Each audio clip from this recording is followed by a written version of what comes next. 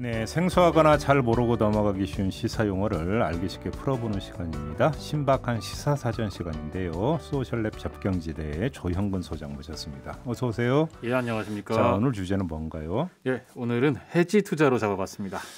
듣기는 참 많이 들어본 용어 얘기를 한데 좀 개념 정리부터 좀 해주신다면. 예. 뭐 해지 투자라고 하면 보통 손실 회피나 아니면 위험 분산을 위한 투자 이 정도로 해석이 됩니다. 해지라는 단어가 원래는 울타리나 담이라는 게 원뜻이래요. 그래요? 담이라는 게 이제 바깥의 위협으로부터 안전을 지키려고 쌓는 거잖아요. 그렇죠. 이 뜻이 확장이 돼서 내기나 투자할 때 양쪽에 다 거는 걸 해지라고 하게 됐답니다. 아, 그래요? 예. 이제 한쪽에만 걸었다가 잘못되면 손해가 크지 않습니까? 그렇죠. 판돈을 양쪽에 나눠 걸면 물론 한쪽에 조금 더 많이 걸지만 이제 크게 먹지는 못해도 크게 망하지도 않는다. 쉽게 말하면 양다리 투자군요. 그렇습니다. 전문 용어 말씀하셨네요. 그러면 귀에 팍 들어오는데 이제 해지 투자가 바로 이런 거여서요. 이제 원조로 알프레드 윈슬로우 존스라는 사회학자라는 분이 창안을 했다는데 사회학자 중에도 이런 분이 있습니다. 1949년에 만든 존스앤코라는 회사가 이거 처음 했답니다. 이제 오를 것 같은 주식을 사면서 동시에 그 주식을 공매도한 거죠. 그래요? 예, 공매도는 지난번에 저희가 다뤘죠. 주식을 빌려서 팔아서 이제 떨어지면 돈을 버는. 그렇죠. 예, 그래서 이제 이렇게 하니까 주가가 오르면 사놓은 주식으로 돈을 벌 수 있고, 주가가 떨어져도 공매도 해놓은 만큼은 돈을 벌잖아요. 양쪽에 다 걸어서 큰 손해를 입지 않는다. 이런 방법이죠. 진짜 양다리네. 그러고 보니까. 근데 이제 이거 원조고 이게 해지 투자의 원조고. 네네. 요즘 이루어지는 방식은 어떤 거예요? 이제 아마 파생 상품 혹은 파생 금융 상품이라는 말 많이 들어보셨을 텐데요. 이게 이제 해지 투자를 위해서 따로 개발된 투자 상품들이죠. 이제 시중에 다양한 형태의 파생 금융 상품들이 나와 있는데요. 예를 하나 들어보자면 요즘 주식 시장에서 정말 뜨거운 아이템. 인버스, 곱버스 이런 게 있습니다. 들어는 봤어요. 이게 이제 이것들은 주가하고 수익률이 반대로 가도록 설계된 상품이죠. 이제 주가라는 게 떨어질 수가 있잖아요. 그럼요. 이제 그렇게 떨어지면 오히려 돈을 벌게 되는 상품인 건데요. 예를 들어서 오늘 하루 코스피 주가 지수가 10% 떨어졌다. 그러면 인버스 상품의 수익률은 플러스 10%. 곱버스 상품은 거기에 곱하기 2를 합니다. 그래서 주가가 10% 내리면 수익률이 플러스 20%. 이 일별로 계산을 해서. 쉽게 말하면 이건 삐딱선 투자네 그러니까. 예, 그렇습니다. 거꾸로 달린다 이거잖아요. 예, 그렇습니다. 근데 요즘 주가는 많이 올랐잖아요. 이러면 어떻게 되는 겁니까?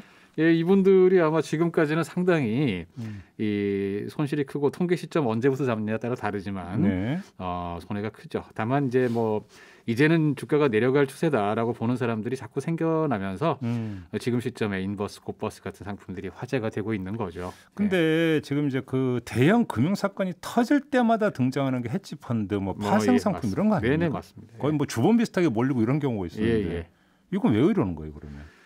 그 이제 앞서 말씀드렸습니다만 원래 해지 투자는 위험을 줄이기 위해서 개발된 투자 방법이었습니다. 한쪽에서만 베팅해가지고 많이 먹는 게 아니고 반대 포지션 동시에 취해서 적게 먹고 적게 잃겠다. 이런 말인데 근데 이게 사람 욕심이 그렇지 않은 거죠. 해지 투자만을 위한 전문 상품들, 파생 금융 상품들 요것만 사고 파는 파생 금융 상품 시장이 점점 커지고 복잡해지면서 당초에는 위험 회피라는 취지였는데 거꾸로 파생 금융 상품 거래 자체로 큰 수익을 얻으려는 경향이 어떻게 보면 지배적인 흐름이 됐다 이거죠. 쉽게 이제 그 안전에서 투기가 되어버린 거네요. 그렇죠. 투기 수익이 목적이 되었다 이런 거죠. 그렇죠. 위험 분산이 아니고요. 이제 예를 하나서 제가 좀 들어서 말씀을 드리고자 하는데 이왕지사 금융시장을 좀 이해하려고 하는 거니까 아주 핵심적인 사례로 그 신용부도 수합이라는 그 파생 상품이 있거든요. 금융만 나오면 용어가 너무 어려워요. 그래요. 이름 바꾸는 도대체 이게 무슨 말인지 제가 일부러 갖고 왔습니다. 이름도 어렵고 그다음에 이제 2008년 금융위기 때 사실은 핵심적인 확산되는데 아주 핵심적인 그 상품이어서요. 두 단계로 나눠서 살펴봐야 되는데요. 우선 1단계로 우리가 집 사고 자동차 사고 뭐 대학 학비 내고 기업이 투자하고 할 때 보통은 돈이 모자라니까 은행에서 대출을 받잖아요. 그렇죠. 이제 은행 입장에서는 대출 채권이 생긴 거죠. 저 옛날에는 은행이 이 대출 채권을 가지고서 원금 회수할 때까지 뭐 10년이고 20년이고 이자 받는 거죠. 요즘도 그러겠습니까? 아, 대중 감원해요. 뭐 당연히 안 그러겠죠. 당연히 안 그러죠. 돌리죠. 굴려야죠. 네, 돌리는 거죠. 예, 예. 은행은 이제 묶인 돈을 최대한 빨리 현금화해서 자꾸 굴리는 게 이 돈이 된다 이겁니다. 이런 걸 자산 유동화라고 하는데요. 이제 대표적인 방법으로 이 다양한 이런 대출 채권들을 묶어서 자산담보증권을 만듭니다.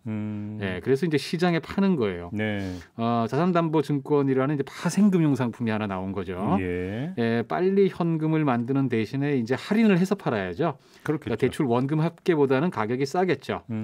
그래서 이제 간단히 말하면 빚 받을 권리를 파는 거고 네. 반대로 보면 빚 못 받을 위험을 떠넘기는 겁니다. 그렇죠. 예.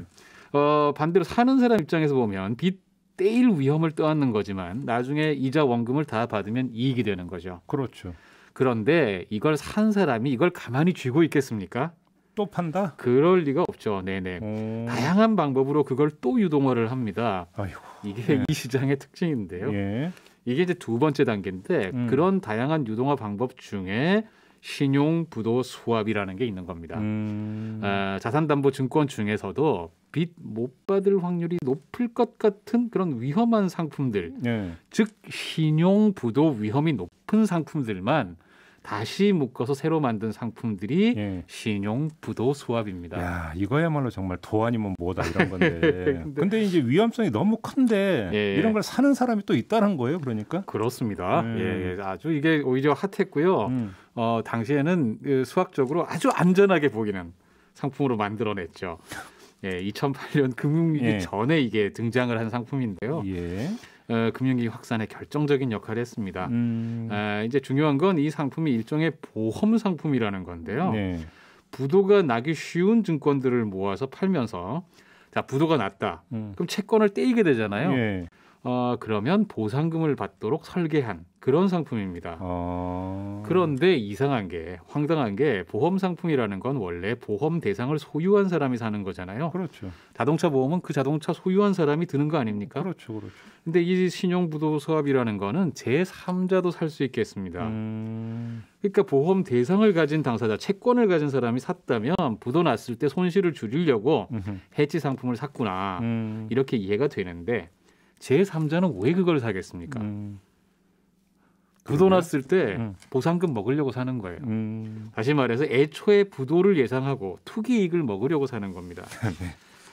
금융위기 직전에 아주 많은 사람들, 기관들이 이 서브프라임 모기지 부동산 담보대출이 이거 무너진다. 이렇게 예상을 한 거예요. 그래서 그쪽으로 발행된 채권들에 대해서 대거 발행된 신용부도수합 상품을 산 겁니다. 대표적인 사례가 이제 2008년 금융위기 때 이 서브프라임 모기지 시장의 붕괴를 예측한 이 마이클 벌이라는 사람입니다. 대량으로 신용부도수합에 투자를 해서 떼돈을 벌었는데요. 대신 이 신용부도수합 상품을 많이 팔았던 금융기관들은 줄줄이 무너졌습니다. 헐리우드 영화 보면 빅쇼트라고 있는데요. 이 상황이 아주 잘 나옵니다. 특히 AIG는 이 상품을 너무 많이 팔아가지고요. 그대로 놔두면 금융시장 전체가 붕괴할 상황이었습니다. 그래서 리먼 브라더스 기억나시죠? 그럼요. 리먼 브라더스는 그냥 부도 처리했잖아요. 그런데 이 AIG는 부도 처리를 해버리면 금융시장 전체가 붕괴될 상황이었어요. 그래서 이제 수백억 달러를 주입해서 국유화를 했던 거고요. 너무 심각해서 부도를 못 냈던 거죠. 옛날에 대마불사란 말이 있는데 그래서 금융불사 뭐 이런 말이 좀 나오는 거 아닙니까? 금융을 죽여버리면 경제에 미치는 파괴량이 너무 크다 보니까. 근데 아무튼 2008년 금융위기라고 하는 것은 자본주의가 중내 산에 했던 대형 사건이었는데 근데 신용부도 수합 이야기를 들어보면 또 그걸 바란 사람들이 있었다 이런 이야기가 되는 거죠. 그렇습니다. 이게 2008년 금융위기가 어마어마했던 위기여서 프랑스의 뭐 세계적인 석학이라고 그러죠. 자크 아딸리 같은 분은 이때 사실은 자본주의가 사라질 뻔했다.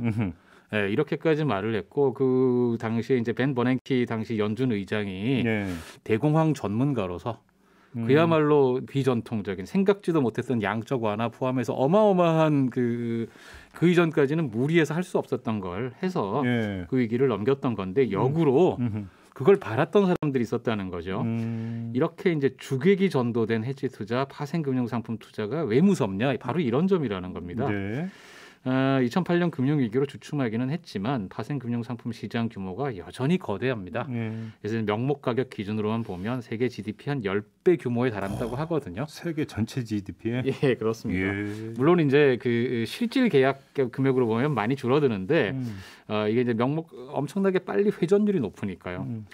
그래서 이제 세계적인 투자자 워렌 버핏 같은 사람은 파생 금융 상품은 금융 대량 살상 무기다.